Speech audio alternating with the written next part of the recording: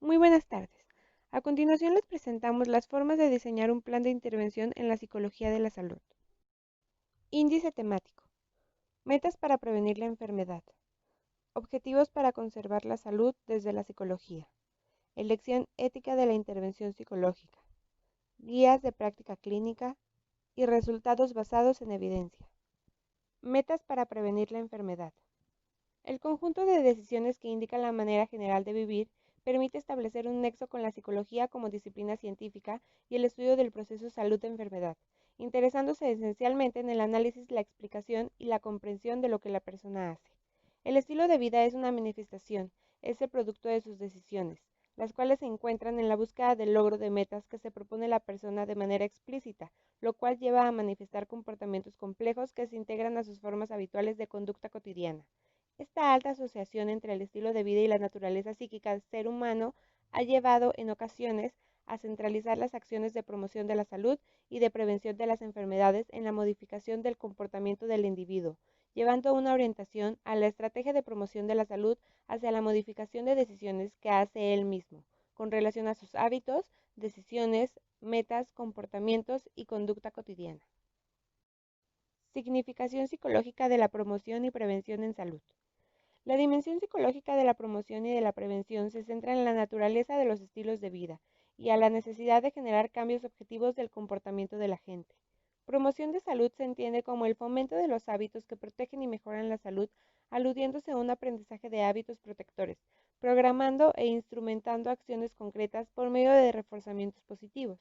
La prevención se refiere a la modificación o disminución de hábitos comportamentales que constituyen riesgos de enfermedad o de disfunción en general, entendiéndose como un proceso de aprendizaje de evitación que se adquiere por medio de reforzamientos negativos. En el marco de la psicología del aprendizaje, más específicamente del aprendizaje por condicionamiento, la teoría del aprendizaje social propone que el principio primario de la motivación es la anticipación que la persona hace acerca de la presencia de consecuencias, en caso de que realice o deje de llevar a cabo una determinada acción. Un mismo hábito de comportamiento puede promoverse como la resultante de un aprendizaje reforzado por los resultados a corto plazo. La promoción y la prevención constituyen dos de las tareas más importantes que debe cumplir la psicología en el ámbito actual de la salud, apoyando a la comunidad en la toma e implementación de decisiones que le permitan llegar a algunas metas en materia de calidad de vida. La educación para la salud y su función en el campo de la promoción-prevención. La educación para la salud es un procedimiento de corte multidisciplinario cuyo objeto último conduce a la transformación efectiva de los estilos de vida en un sentido favorable para la calidad de la misma. Los modelos que sustentan las actividades de educación para la salud son diversos y asimismo son diversas sus implicaciones psicológicas. Tiene como objetivo principal la transformación efectiva de los estilos de vida en un sentido favorable para la calidad de la misma, por lo cual la noción de aprendizaje o cambio de comportamiento resulta capital e inherente para el logro de sus metas.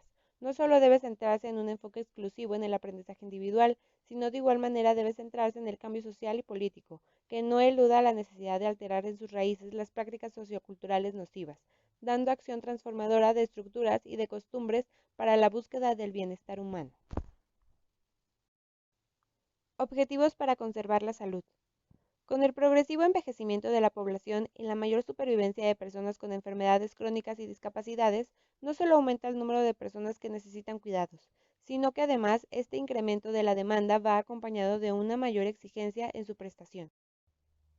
El actual sistema de atención a la salud de nuestro país continúa centrado en la atención a la enfermedad, fundamentalmente en sus fases agudas, con un escaso desarrollo de los servicios de atención social y de una deficiente coordinación e integración sanitaria. Esto ha llevado a una atención a la salud en el propio entorno, convirtiendo en el hogar un escenario de la atención sanitaria donde confluyen el sistema profesional y el informal. Los servicios formales, entendidos como profesionales, participan de forma minoritaria en el cuidado continuado de las personas dependientes que viven en la comunidad, dejando al conjunto de las familias como el sector de prestación de servicios de mayor presencia, superando por mucho el volumen de trabajo en comparación de las instituciones sanitarias. Del total de cuidados que reciben las personas mayores, cerca del 84% los recibe exclusivamente de la familia, mientras que los servicios formales proveen un 3%. En el caso de las personas con otros tipos de dependencia, las cifras van desde un 50% en el caso de las deficiencias psíquicas o un 70% en la discapacidad física, hasta un 83% en el caso de los enfermos no graves. Cuidar puede ser entendido como un trabajo, una actividad que consiste en la ejecución de una serie de tareas que acarrea determinados costes. Sin embargo, esta forma de entender el cuidar ha sido cuestionada. Si cuidar es un trabajo, este trabajo es tanto físico como emocional. Cuidar implica tareas, pero también relaciones y sentimientos. Esto es, tiene una dimensión relacional. Determinadas características del cuidado informal afectan muy directamente a su visibilidad y reconocimiento social. Se trata de un trabajo no remunerado, prestado en virtud de relaciones afectivas y de parentesco, y que se desarrolla en el ámbito privado de lo doméstico. El trabajo de cuidar y las condiciones en las que se desarrolla este trabajo afectan a la vida de la cuidadora principal por diferentes razones.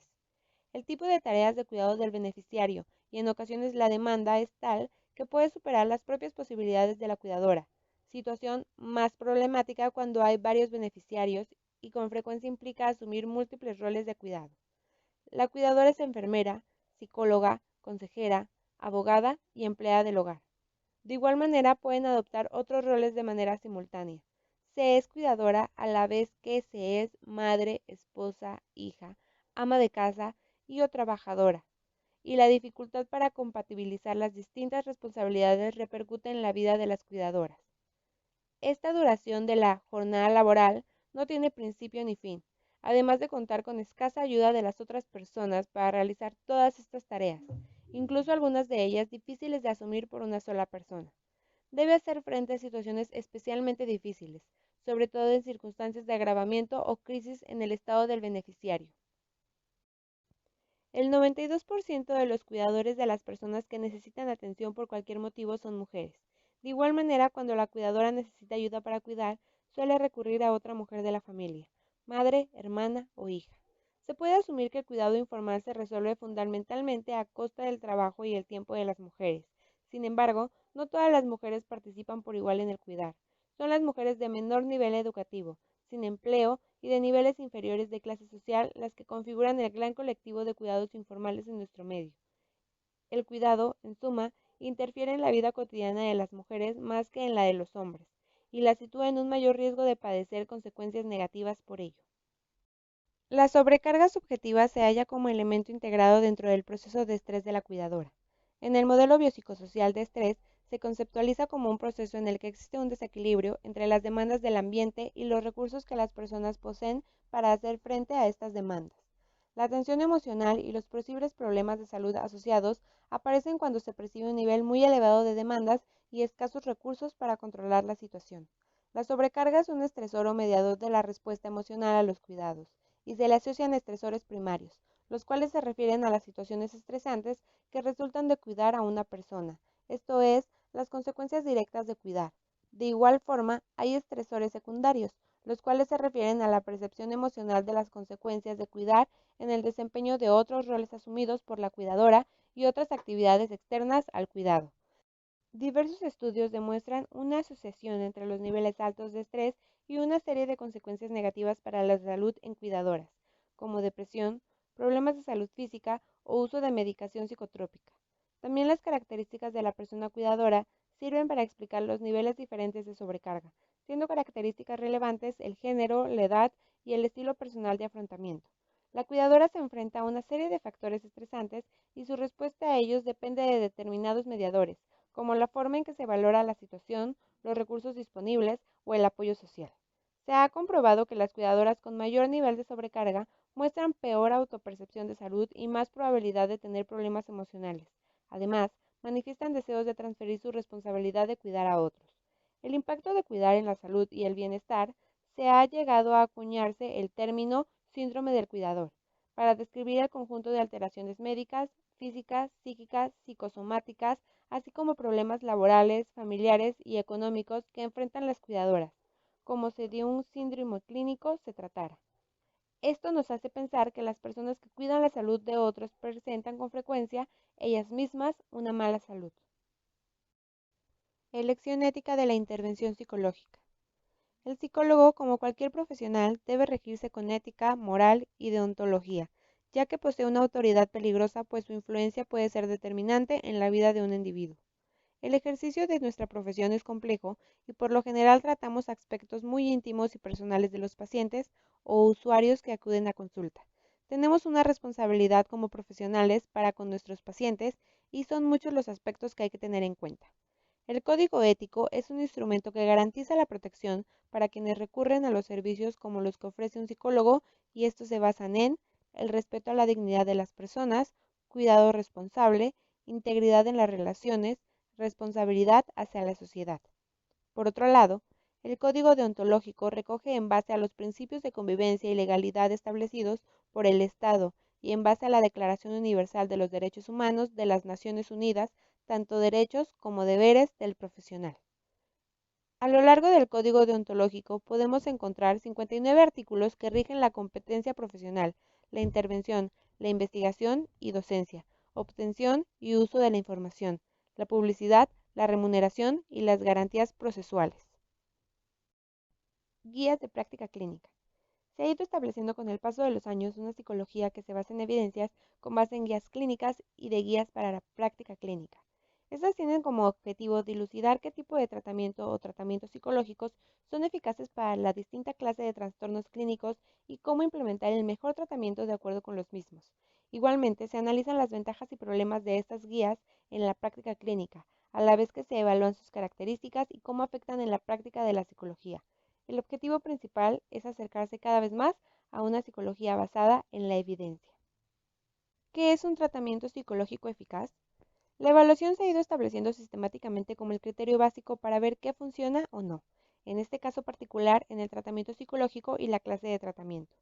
Se presenta como una necesidad tener un tratamiento descrito claramente en un manual, con el cual distintos terapeutas pueden aplicarlo y replicarlo, de manera que este debe ser viable y posible de aplicar, protocolizado, aceptado por los pacientes y también aceptado y evaluado por los criterios necesarios científicamente, etc. Y eso debe suceder con cada uno de los tratamientos que se vayan a aplicar. Se entiende como tratamiento psicológico a la intervención profesional basada en técnicas psicológicas, con contexto clínico. En ella, un especialista, comúnmente un psicólogo clínico, persigue la manera de eliminar el sufrimiento de otra persona o enseñar habilidades adecuadas para hacer frente a los diversos problemas de la vida cotidiana. Hay que entender la diferencia importante que existe entre psicoterapia y tratamiento psicológico. Un tratamiento psicológico eficaz es aquel que pasó por controles y pruebas científicas ideales, por lo cual sabemos que funciona respecto a no aplicar ningún tratamiento o a otro que no muestra tener efectos o a otro menos eficaz. La necesidad de las guías clínicas para la práctica. La práctica debe de ir dirigida en base a la aplicación de procedimientos eficaces. Para que un procedimiento terapéutico se pueda ver aplicado de forma práctica y conocerse, los psicólogos necesitan que el procedimiento sea protocolizado en forma de manual. Actualmente existen cientos de guías clínicas para distintos trastornos. En Europa se cuenta con la Contrast Collaboration en la Universidad de Oxford, Reino Unido. Esta documentación se puede encontrar gratis en castellano. Igualmente, en el Ministerio de Sanidad y Consumo, en el Instituto de Salud Carlos III, se creó una agencia de evaluación que tiene relevancia en la toma de decisiones sobre los tratamientos. Un ejemplo de ello sería los tratamientos que se están por financiar para que las personas dejen de fumar. Allí se recopilan guías clínicas y se elaboran para la toma de decisiones por parte de la administración sanitaria en función de qué funciona y qué no. Las guías no sirven únicamente como orientación al clínico, sino también dan un consenso a los profesionales para tener una buena práctica clínica. Funcionan para tomar decisiones administrativas sobre los tratamientos a financiar o los fármacos que se deben incluir en el Sistema Nacional de Salud para ser financiados. Las sociedades científicas también se han puesto a la tarea de elaborar guías clínicas. También existen guías en el campo de las drogodependencias, como ocurre con las del tratamiento de la cocaína. Elaboración de guías clínicas en psicología clínica. La Sociedad Americana de Psicología tiene su división 12 dedicada a la psicología clínica. El Task Force sobre promoción y difusión de procedimientos psicológicos se constituyó en 1993 con el objetivo de evaluar los tratamientos psicológicos eficaces y así promover y difundirlos. Este comité se veía formado por personas de diversa procedencia respecto a las escuelas de psicoterapia, psicodinámicos, interpersonales y cognitivos conductuales. De sus informes se han tomado en consideración varios hechos para la evaluación de los distintos tratamientos psicológicos. 1. Utilización del DSM-3. y posteriores ediciones para la categorización de los trastornos psicopatológicos. DSM es el Manual Diagnóstico y Estadístico de los Trastornos Mentales de la Asociación Americana de Psiquiatría y contiene descripciones, síntomas y otros criterios para diagnosticar trastornos mentales. 2. Manualización del tratamiento. Partiendo de libros como el de Beck, Roche, Shaw y Emory para el tratamiento de la depresión, en el cual aparece el tratamiento claramente descrito. En sus informes se establecieron dos categorías sobre la eficacia de los tratamientos: tratamientos bien establecidos y los tratamientos probablemente eficaces. A los que se sugiere se les llama tratamientos experimentales. Igualmente delimita los criterios que debe cumplir un tratamiento para entrar en una de las categorías o para no hacerlo, quedando como inefectivo si no cumple con ninguna de ellas.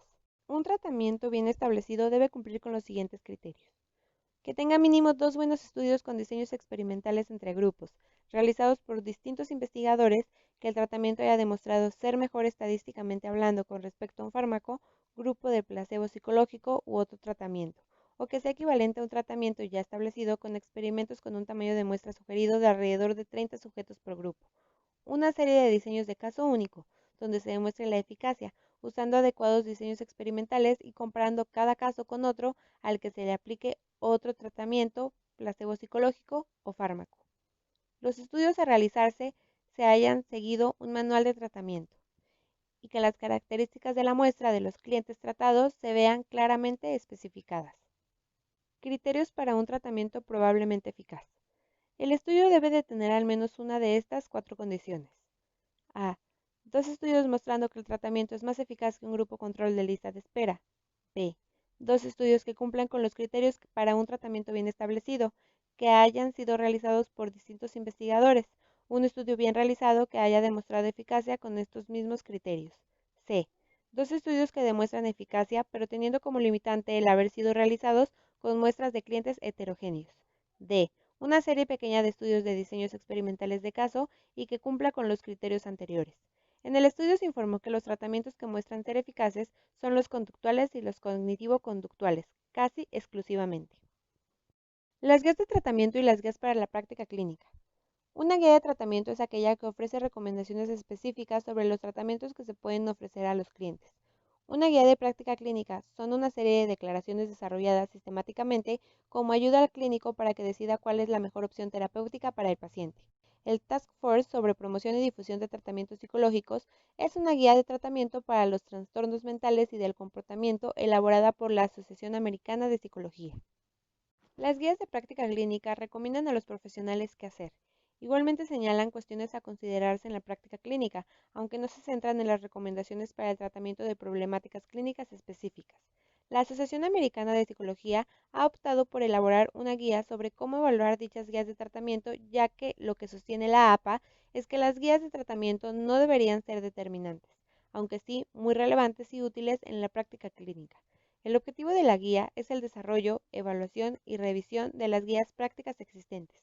Considera que los atributos que debe tener toda guía para la práctica son: respeto a los derechos y dignidad humana, explicar su necesidad, diseño de su alcance, contenido, usuario y contexto, evitar los sesgos, revisar y citar la literatura relevante, valor educativo para los psicólogos, público y demás personas interesadas, consistencia interna, flexibilidad, basada en las mejores fuentes disponibles a nivel teoría, investigación y códigos legales de conducta y estándares para la práctica.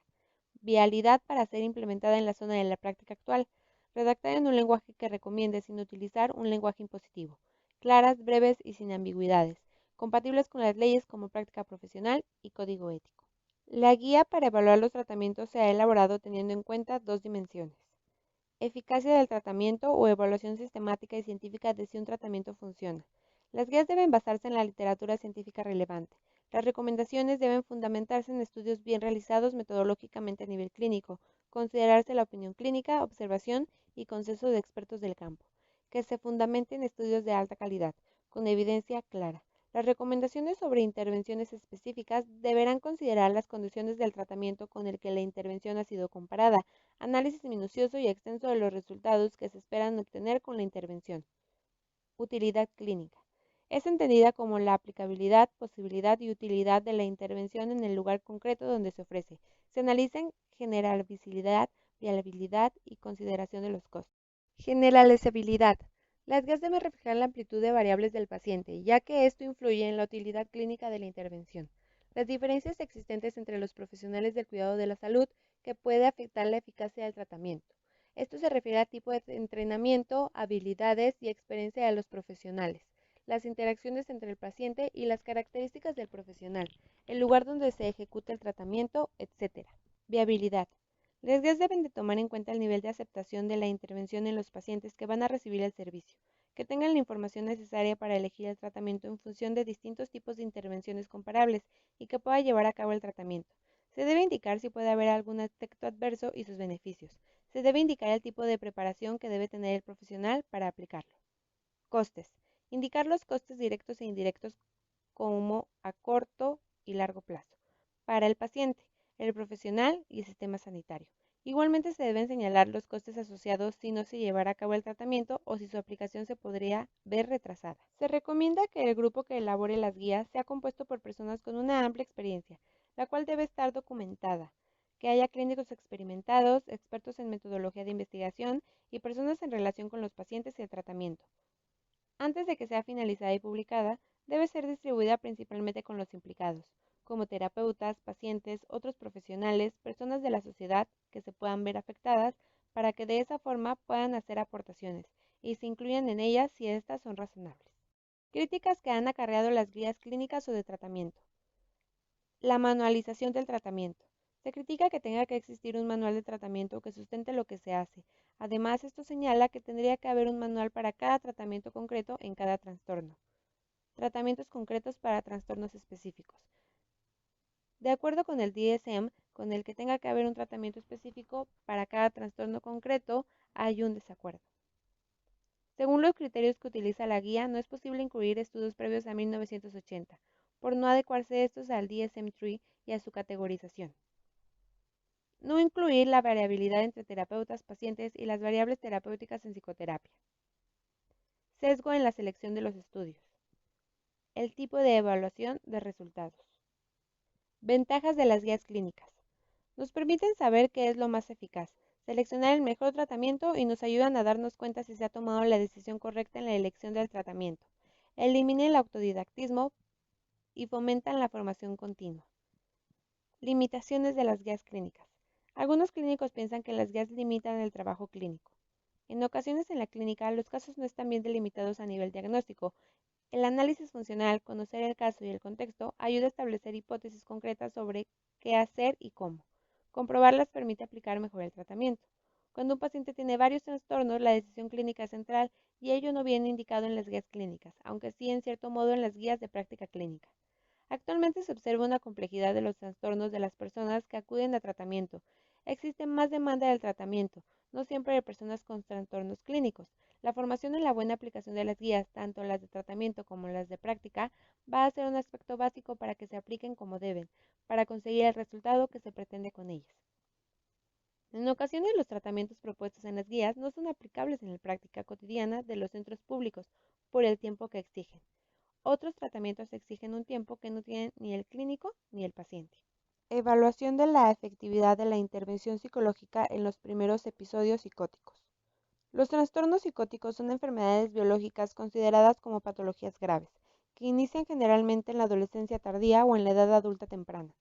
Estos trastornos suelen interferir en la evolución normal del sujeto que las sufre, ya que las interacciones en su vida laboral o académica y social afectiva son interrumpidas por los episodios psicóticos. Para su control se sigue un tratamiento habitual denominado TUA, en el cual se le proporciona al paciente tratamiento farmacológico y sesiones periódicas con su psiquiatra, que por lo general son 16 sesiones.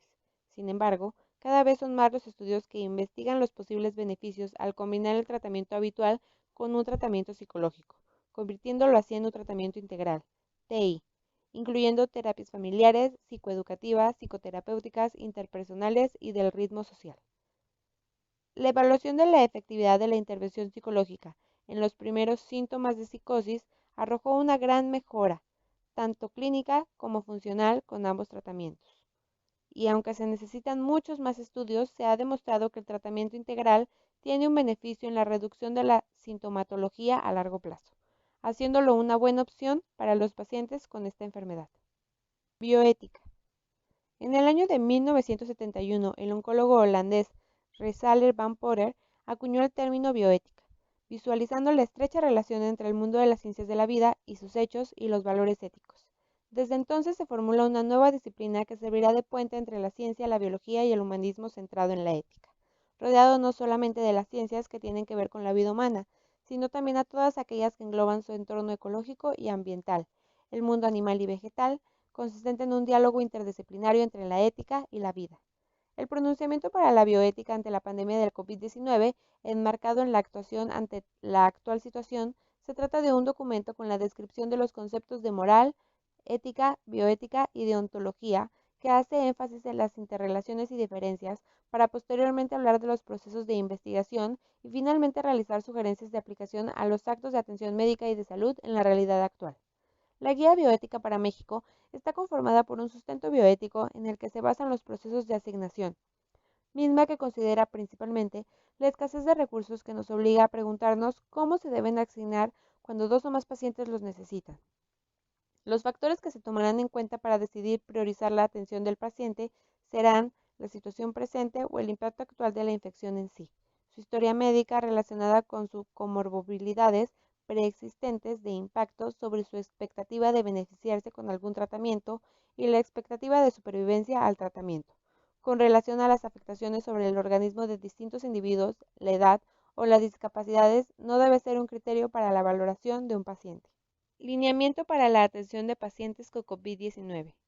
La responsabilidad con la que cuentan los diferentes sectores de la salud ante la reciente pandemia es mucha, ya que deben priorizar y atender de forma puntual a las personas que realmente necesiten el apoyo médico para superar esta enfermedad. Por eso, al inicio de esta pandemia, se extendió un lineamiento a seguir por cualquier institución pública o privada para la atención de pacientes sospechosos o declarados con COVID-19. El manejo de pacientes de primer nivel. Toda evaluación clínica debe apegarse a las prácticas médicas aceptadas. A todo paciente sospechoso se le realiza una valoración en donde es fundamental la determinación de los signos vitales y la oximetría de pulso, diagnosticar o descartar neumonía u otras afecciones respiratorias. Si estos parámetros de evaluación son negativos, se establece el diagnóstico diferencial. Si por el contrario son positivos, se elabora el estudio epidemiológico. Se notifica a la jurisdicción sanitaria. Si el caso es leve, se le recomienda el aislamiento en el hogar. En caso contrario, se canaliza al segundo o tercer nivel. Posteriormente, el INDRE debe identificar el SARS-CoV-2. Si es positivo, se informa a nivel estatal y al médico tratante para realizar acciones de control. En caso contrario, se establece el diagnóstico diferencial.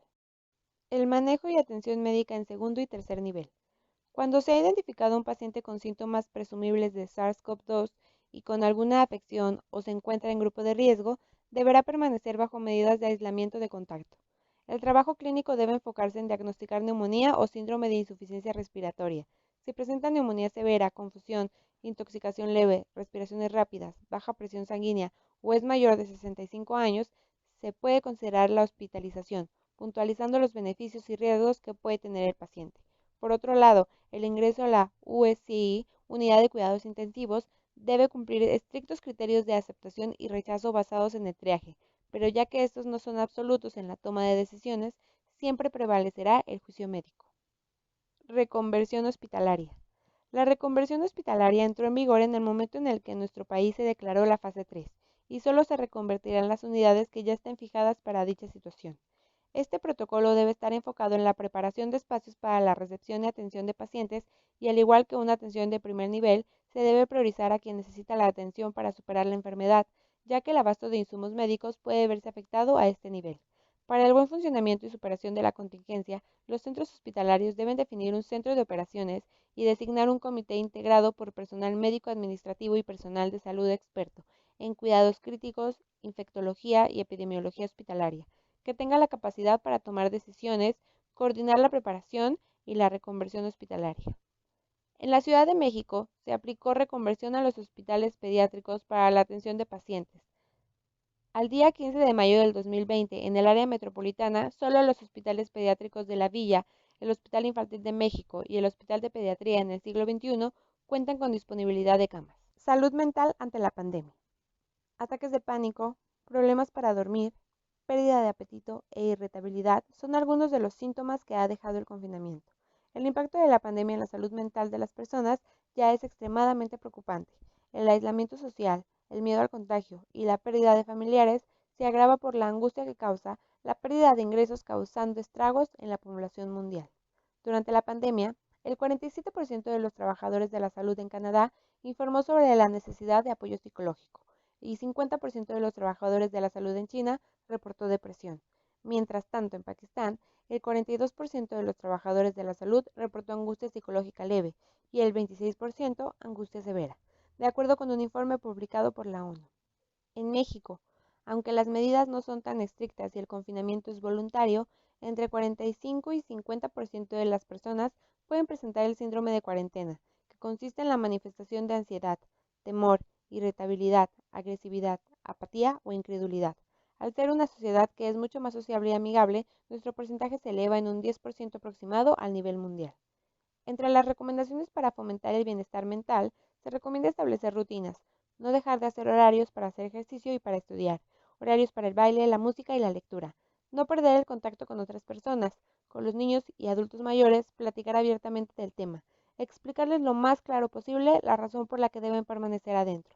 Lidiar con la incertidumbre es una de las situaciones más estresantes que puede existir y por ello es importante hablar con personas de confianza y profesionales, a distancia. Agradezco la atención brindada, esperando que los temas aquí planteados hayan sido claros. Excelente día.